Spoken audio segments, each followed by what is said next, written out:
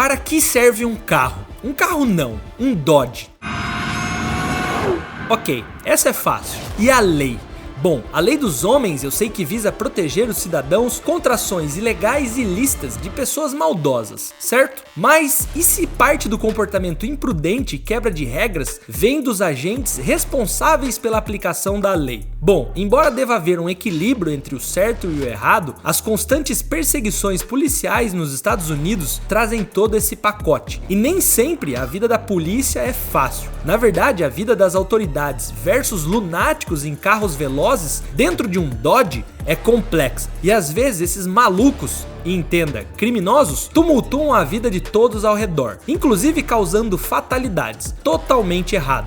Acho que todos aqui concordam. Mas, por outro lado, é inegável que as perseguições policiais são eletrizantes, cheias de adrenalina. É um filme em tempo real, no mundo real, onde os carros não são apenas máquinas, são carros históricos e que muitas vezes o ronco dos motores ecoa mais alto que as sirenes. Aqui cada segundo conta e cada escolha pode ser a diferença entre a liberdade e as algemas. Hoje eu vou te mostrar que nas estradas americanas os verdadeiros reis não usam coroas, eles usam Dodges, que não seguem regras, pois eles preferem quebrá-las. E você vai ficar surpreso quando ver como funciona o lado selvagem da lei lá na terra do tio Sam.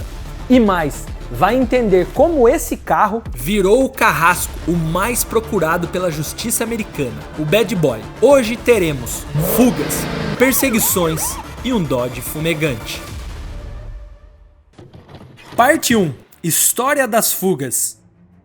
Historicamente, quando você encontra o crime organizado, você também encontrará automóveis usados para fugir das autoridades. A 18ª emenda da Constituição dos Estados Unidos, que iniciou a era de proibição dos anos 20 e início dos anos 30, tornou ilegal a fabricação, venda e transporte de bebidas alcoólicas e intoxicantes, o que deu origem a contrabandistas que transportavam bebidas alcoólicas de partes rurais dos Apalaches e importavam bebidas alcoólicas do Canadá, com veículos apodrecidos para fugir da aplicação da lei. A primeira perseguição policial conhecida ocorreu em 1917 em Dayton, Ohio, quando um motorista se recusou a parar para a polícia e os policiais iniciaram a perseguição em seus próprios veículos. No entanto, foi somente nas décadas de 60 e 70 que as perseguições policiais em alta velocidade se tornaram mais comuns, devido ao surgimento da cultura automobilística e o aumento dos índices de criminalidade. Durante esse período, muitos departamentos de polícia começaram a usar veículos mais potentes e rápidos, como o Ford Mustang e o Chevrolet Camaro, para melhor perseguir os suspeitos em fuga. Desde então, todos os anos, os Estados Unidos testemunham um número impressionante de perseguições policiais em alta velocidade, ultrapassando a marca de 250 mil casos, colocando o país no topo do ranking global de perseguições. No entanto,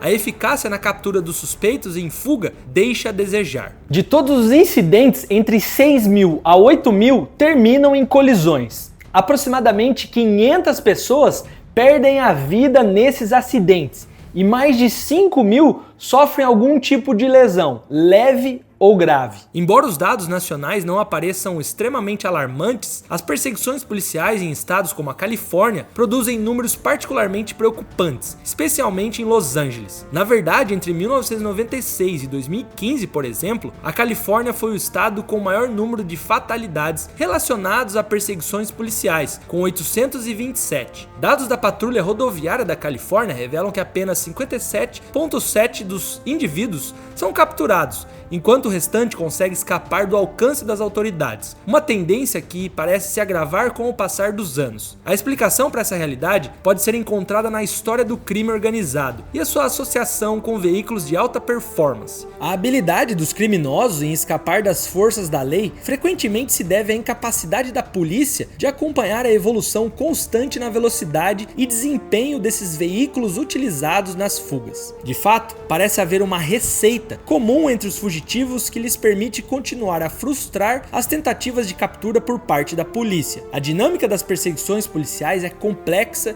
e multifacetada. Enquanto os criminosos adaptam-se rapidamente, utilizando veículos cada vez mais rápidos e manobráveis, as forças policiais enfrentam desafios significativos para manter o passo. A evolução tecnológica dos veículos utilizados em fugas por criminosos é um fator crucial nesse cenário. E, por exemplo, a introdução de carros com sistemas de segurança mais sofisticados e a capacidade de atingir velocidades elevadas em curtos períodos também aumenta as dificuldades das forças da lei em efetuar capturas bem-sucedidas. Tá aqui. Além disso, as táticas de fuga empregadas pelos suspeitos em perseguições policiais são cada vez mais astutas e variadas, incluindo manobras evasivas que exploram as vulnerabilidades nas estratégias de perseguição e a utilização de rotas de fuga planejada. Essa realidade impõe às autoridades a necessidade de investir em treinamento especializado, tecnologia avançada e estratégias de cooperação interagências para melhorar as taxas de sucesso em perseguições e capturas. A adoção de veículos policiais com um desempenho superior, como o Ford F-150 Police Responder, que é a viatura de perseguição mais rápida dos Estados Unidos, com uma velocidade máxima de 193 km/h. É um exemplo de como a polícia está buscando, talvez, nivelar o campo de jogo. Quando se pensa em carros, que são ícones de velocidade e força bruta, é quase automático imaginar aqueles supercarros que viram pescoços por onde passam, como uma McLaren, Ferrari vermelha ou uma Red Bull. Editor, Red Bull? Carro de Fórmula 1?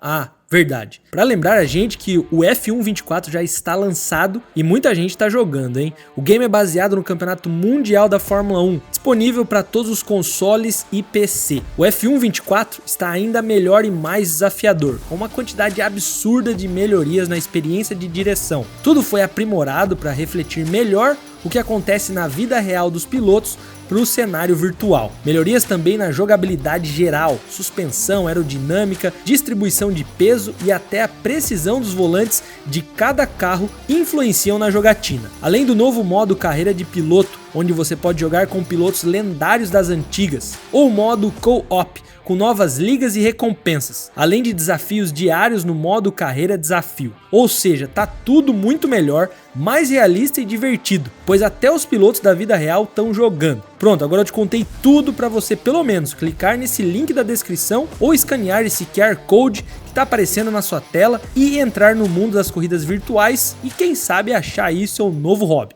Agora voltando. Esses carros são verdadeiras obras de arte sobre rodas, com motores que mais parecem sinfonias mecânicas e capazes de acelerar o coração tanto quanto o velocímetro. E no entanto, quando o assunto é carro de fuga, ser discreto é a chave.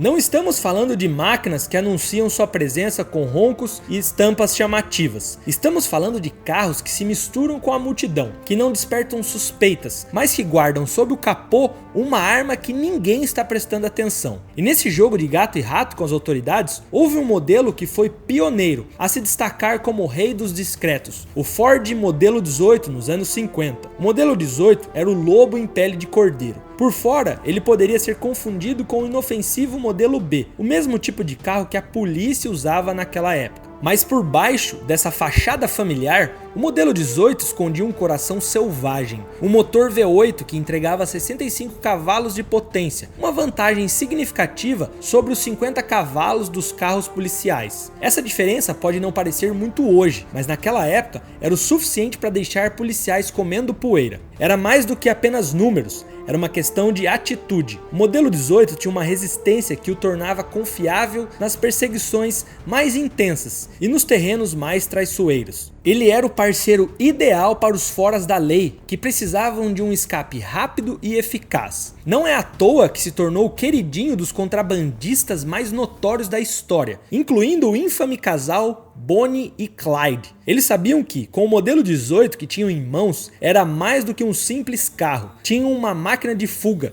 um símbolo de liberdade que até hoje é lembrado como um misto de respeito e temor. A rivalidade entre as fabricantes de automóveis na corrida para equipar as forças da lei com os melhores veículos possível também é uma história fascinante de muita competição e inovação. A Ford e a Chevrolet, reconhecendo a necessidade de carros mais robustos para os oficiais, começaram a oferecer modelos reforçados com motores mais potentes que o Ford modelo 18, alternadores mais robustos, baterias de maior capacidade e pneus reforçados. Essas máquinas eram verdadeiras fortalezas sobre rodas, projetadas para enfrentar as perseguições mais desafiadoras e garantir que a justiça pudesse manter o ritmo com os criminosos mais astutos. Em 1956, a Chevrolet decidiu seguir os passos da Ford, e pouco mais de 12 anos depois, em 68, a Dodge entrou com tudo nesse mercado competitivo. A Patrulha Rodoviária da Califórnia fez um pedido especial, o Dodge Polara Pursuit. Esse carro era uma verdadeira revolução sobre rodas para a época. Equipado com um motor V8, um carburador de 4 barris, um eixo de comando de válvulas especial, escapamento duplo e uma impressionante potência de 375 cavalos. Com uma velocidade máxima de 240 km, o Dodge Polara era praticamente imbatível, deixando até mesmo os mais potentes carros americanos para trás e por muito. Já no velho continente, na Europa, as preferências e necessidades eram diferentes. Os europeus precisavam de carros menores e mais ágeis para navegar pelas suas estradas estreitas e sinuosas. O Cosworth Sierra 150, por exemplo, era a escolha ideal para as vias britânicas, enquanto na Alemanha o BMW E34 M5 reinava supremo. O E34 M5 era um sedã esportivo montado com precisão, alimentado por um motor de 6 cilindros em linha, naturalmente aspirado, com comando de válvulas duplas e mais de 300 cavalos de potência. A Mercedes também não ficava para trás com seu 500e, um modelo desenvolvido em colaboração com a Porsche, que também se encaixava perfeitamente nessa categoria de carros de alta performance. Esses veículos não eram apenas as escolhas principais dos oficiais da lei, eles também se tornaram os favoritos dos ladrões mais audaciosos. Eram carros perfeitos para os assaltos rápidos e fugas ágeis, ideais para roubar joalherias e caixas eletrônicos por toda a Europa. Mas havia um modelo que se destacava ainda mais nesse nicho de carros de trabalho sujo e que, para piorar a situação das autoridades, estava fora do alcance da polícia. Esse modelo era o Opel Omega, que passou por uma transformação radical nas mãos da engenharia da Lotus, tornando-se uma máquina ainda mais cobiçada pelos criminosos e um verdadeiro desafio para as forças da ordem. A evolução dos motores de carros é uma narrativa da engenhosidade e a busca incessante por mais potência e desempenho. O motor de 6 cilindros, que já era um exemplo de engenharia refinada, foi levado a um novo patamar com um curso mais longo no virabrequim de aço, expandindo o deslocamento de 3 litros para 3.6. A adição de 2 turbocompressores Garrett T25 transformou o que era um motor naturalmente aspirado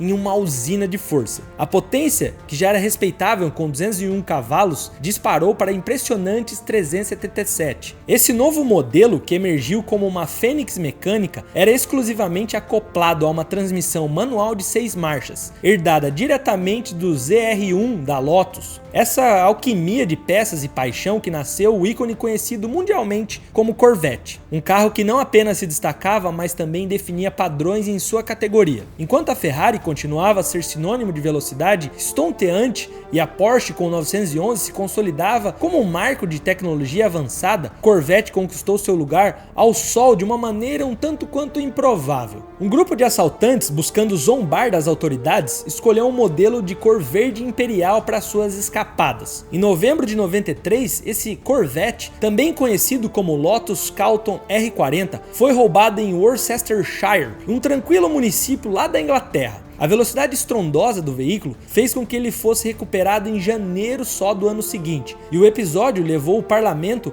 a considerar a proibição do carro na região. No entanto, devido à sua exclusividade e preço elevado, o modelo já havia se tornado uma raridade nas lojas, desaparecendo antes mesmo de qualquer decisão oficial ser tomada. Nos Estados Unidos, a tendência dos anos 90 e início dos anos 2000 para sedãs potentes não teve o mesmo impacto dramático. O Impala SS, com seu robusto motor LT1 derivado do Corvette, era o mais cobiçado entre os sedãs. Os oficiais da lei tinham como favorito o Mercury Marauder, equipado com um sofisticado motor V8 de duplo comando de válvulas, uma herança direta do Mustang Mach-1. Esse veículo reinou como o melhor à disposição dos oficiais até 2006, e foi aí que o nosso protagonista entrou em cena. A Dodge lançou o Charger.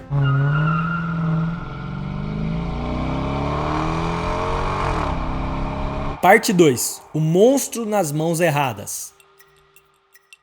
A ideia da Dodge era criar algo que homenageasse o passado e ao mesmo tempo se destacasse no mundo dos muscle cars, que estava muito em alta no meio dos anos 2000. A ideia da fabricante era usar uma plataforma compartilhada com veículos da Chrysler, como o Chrysler 300 e o Dodge Magnum. Essa plataforma de tração traseira proporcionava uma base sólida para o desenvolvimento do Charger, além de um câmbio bem confiável de 5 velocidades e muitas vezes automático. O Charger de 2006 estava disponível com várias opções de motorização, incluindo o lendário motor Hemi. O que a Dodge esperava era que a sua invenção sobre rodas seria usado apenas por entusiastas, mas a realidade foi outra. Acabou que também muita gente mal intencionada fez uso. De acordo com a NICB, o modelo Charger lançado em 2006 se tornou o favorito dos bandidos. Desse modelo V6 de 3.5 litros e 250 cavalos de potência, foram registrados mais de 7.000 roubos. Os outros dois que completam o pódio dos mais roubados é o de 2007 e em segundo com 6.000 roubos,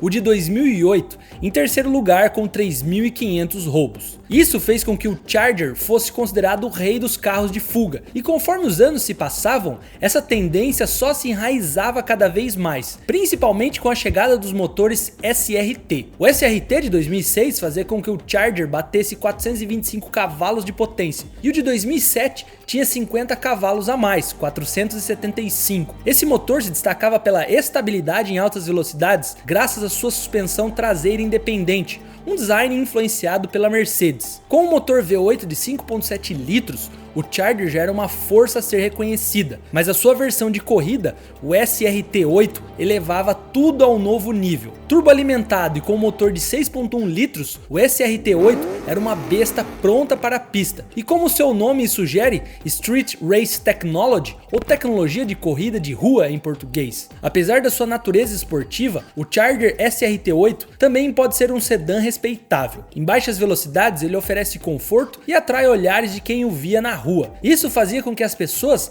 procurassem para ser um carro de família. Os fugitivos também não demoraram a perceber que o Charger SRT8 era um super sedã, um gigante adormecido que, uma vez desperto, provava ser muito superior à versão naturalmente aspirada utilizada pelos oficiais. Era de fato um jogo de gato e rato, onde, por um bom tempo, os ratos tinham as ferramentas mais afiadas. O Dodge Charger SRT8, uma lenda das ruas, era uma máquina de potência pura que inicialmente não contava com um sistema antifurto à altura de sua performance. As únicas barreiras entre os ladrões e o ronco do motor eram as travas das portas e um cilindro de ignição simples. Essa vulnerabilidade tornava o SRT8 um alvo fácil para os criminosos, que podiam se apropriar do veículo sem a necessidade de uma chave. Com o passar do tempo, a Dodge percebeu a necessidade de reforçar a segurança e implementou melhorias significativas no sistema antifurto. No entanto, como num jogo de xadrez em alta velocidade, os ladrões também aprimoraram suas técnicas, mantendo o Charger como o carro de fuga predileto. O modelo de 2006, em particular, ficou conhecido por suas falhas de segurança, o que só reforçou sua reputação entre os criminosos. A evolução do SRT8 não parou por aí. O motor cresceu de 6.1 litros para 6.4 em suas últimas versões, o que elevou a potência para estrondosos 700 cavalos e quase 800 na versão Supercharger. Enquanto isso, os veículos policiais continuavam a depender do mais modesto Dodge de 5.7 litros, que na melhor das hipóteses alcançava 370 cavalos de potência.